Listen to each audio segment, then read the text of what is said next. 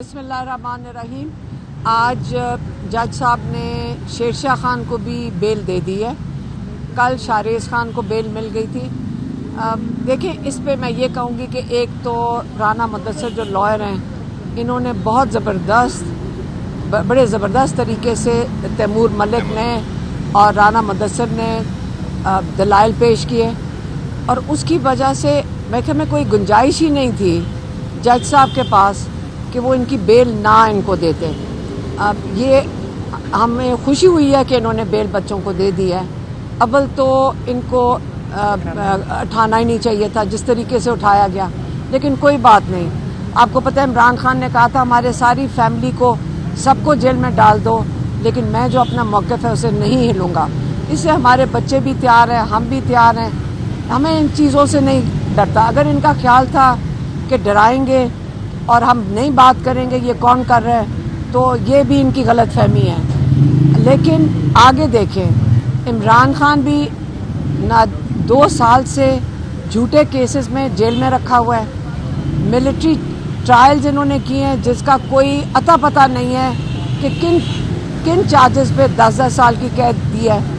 हमारा भांजा हसन नियाजी इस वक्त उसको बेल का अपील का राइट भी नहीं दे रहा है।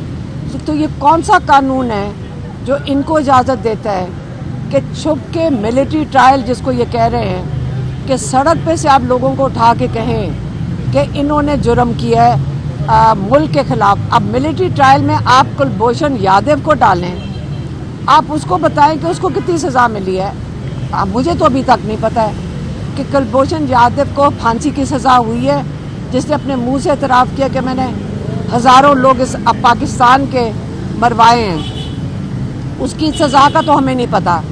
उसको काउंसलर सर्विस भी मिल रही है और अपने हमारे बच्चे पाकिस्तान के और बुज़ुर्ग, उनको आपने खुफिया ट्रायल करके 10-10 साल की सज़ा दे दी है और आपने उनको अपील का राइट भी नहीं दिया।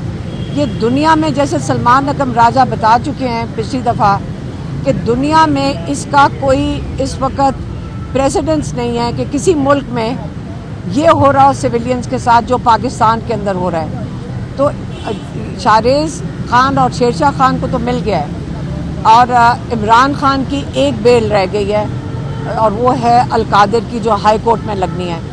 हाई कोर्ट आपको पता है गर्मियों के लिए बंद हो गया था, इस्लामाबाद हाई कोर्ट। अब हमारा सारा फोकस है वो इस्लामाबाद हाई कोर्ट के ऊपर जाएगा, जिसमें इमरान खान की अल-कादिर की जो बेल हियरिंग है वो पिछले 4-6 महीने से जो ये चीफ जस्टिस डोगर है जो नया लगाया गया है जनवरी से, ये बहुत ज़बरदस्त काम कर रहा है इमरान खान की बेल ना सुनने का। उसके रिवॉर्ड में उनको एक्टिंग से उनको मुस्तकिल चीफ जस्टिस लगा दिया गया इस्लामाबाद हाई कोर्ट का।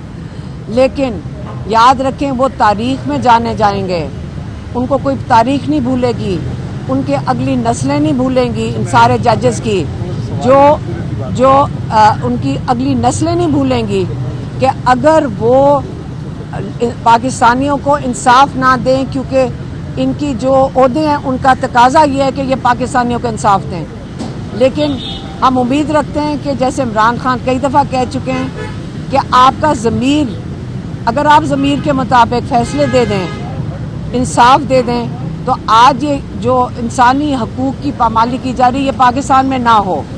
तो हम उम्मीद करते हैं कि बाकी सारे जो जेल में हैं और जो बिल्कुल झूठे केसेस में सारे हैं, सबको रिहाई मिले।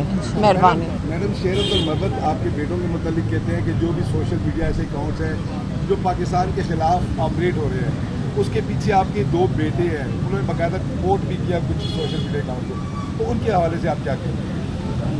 आप मरबत को कौन जवाब देता है?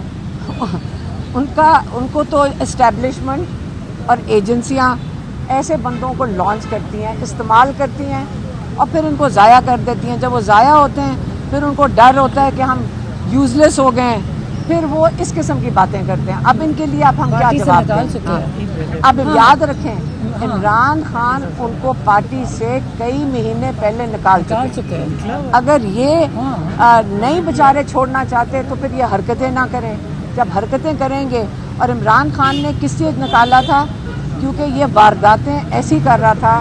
کبھی وہ سعودی ڈیلیگیشن آئی ہوئی ہے تو عمران خان کا نام لے کے بات کرتا تھا, اور کئی دفعہ اس کی ضرورت تھی کہ عمران خان کا نام لے کے بات کریں, اور ان کو یہ چیزیں پتہ چلی تھیں اور انہوں نے ان کو سمجھ تھی, اور اس لیے انہوں نے اس کو نکال دیا. اب میری مسئلہ یہ ہے کہ جب ایک دفعہ نکال دیا تو چپ کر کے اسے سے چلے جاؤ اور دوسری پارٹی میں کسی میں چلے جاؤ جن کے لیے کر رہے ہو.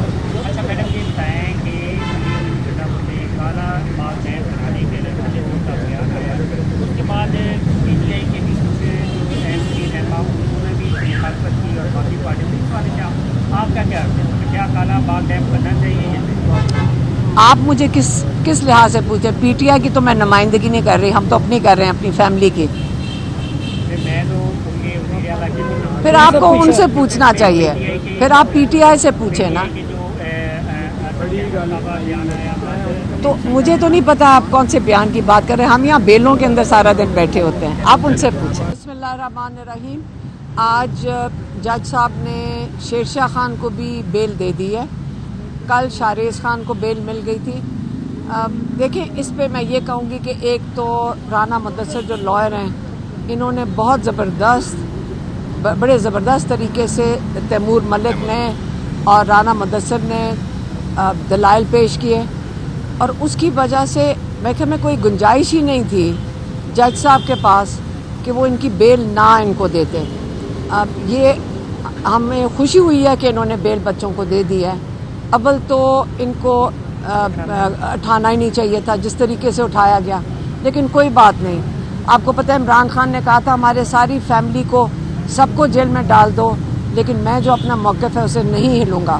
اس سے ہمارے بچے بھی تیار ہیں, ہم بھی تیار ہیں, ہمیں ان چیزوں سے نہیں ڈرتا. اگر ان کا خیال تھا کہ ڈرائیں گے اور ہم نہیں بات کریں گے یہ کون کر رہا ہے تو یہ بھی ان کی غلط فہمی ہے.